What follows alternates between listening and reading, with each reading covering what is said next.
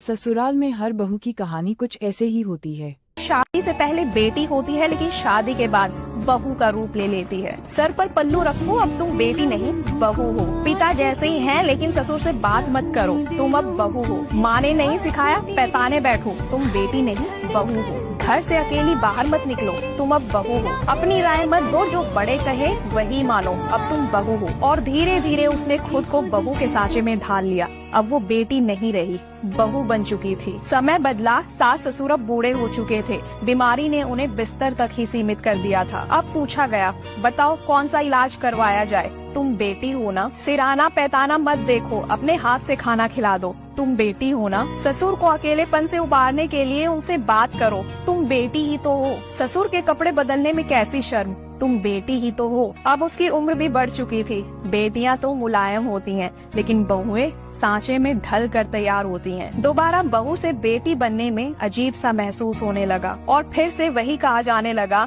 चाहे जितना मर्जी कर लो, लेकिन बहुएं कभी बेटियां नहीं बन सकती। समाज की इस सोच पर क्या ही कहना, जहां अपने स्वार्थ के लिए बहू से बेटी जैसी सेवा ली जाती है, लेकिन बहू को कभी भी बेटी की जगह स्वीकारा नहीं जाता। मेरा